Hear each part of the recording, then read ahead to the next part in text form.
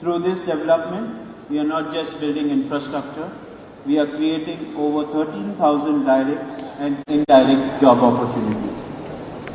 Yet, what sets Terminal 3 apart is not just its scale or sophistication of its facility. It's the heart and the soul we have poured into incorporating Uttar Pradesh's rich cultural heritage into its design.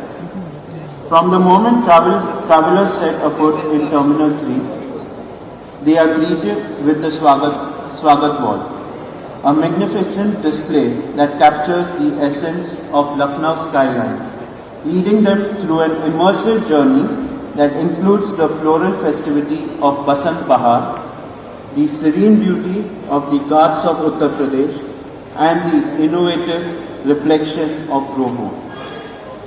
In addition, our embrace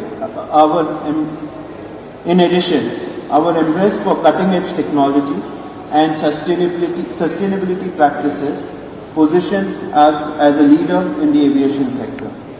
Initiatives such as DG Yatra for biometric, self-service kiosks, and automated baggage system not only streamline the travel experience, but also reflects our commitment to innovation and efficiency. Furthermore, our sustainability features ensures that while we expand, we remain guardians of the environment, optimizing natural light, reducing waste, and conserving energy. Ladies and gentlemen, through T3, we not only aim to create a world-class airport, but we also want to transform it into a symbol of pride for Lucknow and Uttar Pradesh. It is the perfect testament to what we can achieve when we work together. We also take pride in our commitment to environmental sustainability.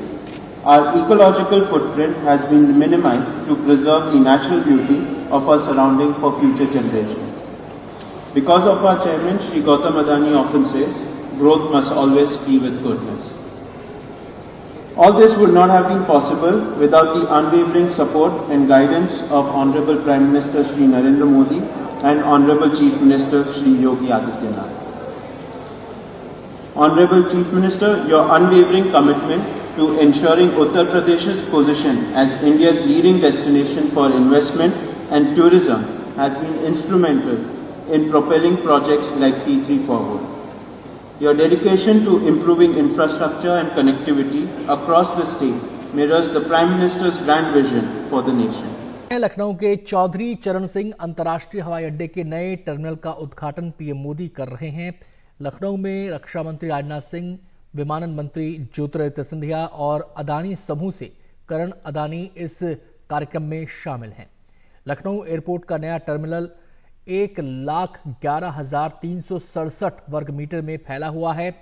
यहां से घरेलू और विदेशी दोनों ही air सेवाएं मिलेंगी। इस airport से सालाना 1,30,00,000 से ज्यादा यात्री सफर करेंगे। नए टर्मिनल की अनुमानित लागत 1,383 करोड़ रुपए है। नए टर्मिनल में 75 चेक इन काउंटर्स होंगे, 18 चेक इन कियोस्क, 30 लिफ्ट और 5 एस्केलेटर्स हैं।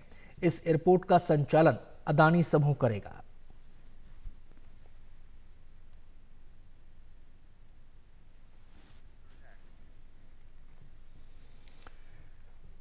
तो आपको बताएं कि लखनऊ एयरपोर्ट के टर्मिनल का आज लोकार्पण हो रहा है। अत्याधुनिक सुविधाओं से लैस है ये एयरपोर्ट और यहां से आवागमन न केवल विदेशी उड़ानें यहां से होंगी बल्कि घरेलू उड़ानों की संख्या में भी इजाफा होगा। 3200 घरेलू उड़ानें, 800 विदेशी उड़ानें यहां से संचालित होंगी। इसके अलावा अगर हम इस बात करें इस पूरे एयरपोर्ट की, तो इस एयरपोर्ट का जो दायरा है, जो इसका एरिया है, वो 1,11,367 वर्ग मीटर में फैला हुआ है। और जैसा कि हमने आपको बताया, यहां से घरेलू और विदेशी दोनों ही एयर सेवाएं संचालित होंगी। इस एयरपोर्ट से सालाना 1,30,00,000 से ज्यादा यात्री सफर करेंगे। अंतर्राष्ट्रीय मानकों पर और उनके हिसाब से अत्याधुनिक सुविधाओं से तैयार किया गया है इस नए टर्मिनल को। नए टर्मिनल की जो अनुमानित लागत है वो 1,383 करोड़ रुपए। जिनके विजन, जिनके डेडिकेशन और जिन्होंने इस देश को विश्व स्तर के ऊपर आगे ले जाने का संकल्प लिया है, ऐसे हमारे परम श्रद्धेय आदरणीय प्रधानमंत्री जी, इस कार्यक्रम में उपस्थित जिन्होंने लखनऊ को एक नया स्वरूप दिया। जिस समय वो माननीय मुख्यमंत्री थे तब, और उस बात को आगे बढ़ाते हुए आज जिसमें वो रक्षा मंत्री हैं तब एक नया स्वरूप जिन्होंने दिया, ऐसे हम सबके लिए बहुत ही आदरणीय रक्षा मंत्री परमश्री श्री राजनाथ जी। उत्तर प्रदेश में जुझारू उप मुख्यमंत्री श्री ब्रजेश जी पाठक, हमारी लखनऊ की महापौर, हमारे माननीय विधायक श्री राजेश्वर जी, अडानी ग्रुप के भाई करण अडानी जी, इस कार्यक्रम में उपस्थित सभी हमारे सम्मानित बंधुओं, भाइयों और बहनों, हम सबके लिए सौभाग्य की बात है कि इस देश का नेतृत्व आज ऐसे सक्षम हाथों में है जिन्होंने इस देश की प्रगति, इस देश के विकास और इस देश के छोटे व्यक्ति से लेकर हर स्तर के ऊपर जिन्होंने चिंता करी, ऐसे हमारे आदरणीय प्रधानमंत्री।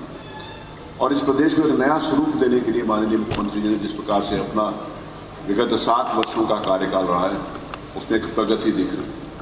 लेकिन इसके साथ साथ जिस समय रक्षा क्षेत्र की बात करें, क्योंकि मैं आदरणीय श्री राजनाथ जी की कृपा से मैं कई विभिन्न पदों के ऊपर इनके आशीर्वाद से उनके कारण रहा हूँ, तो मैं विगत 5 वर्ष इंडस्ट्री मिनिस्टर, इंडस्ट्रियलाइजेशन में जिस प्रकार से रक्षा क्षेत्र में जितनी बड़ी उड़ान भरी है, वो रक्षा क्षेत्र जो विदेशों से अपने हथियार मंगाया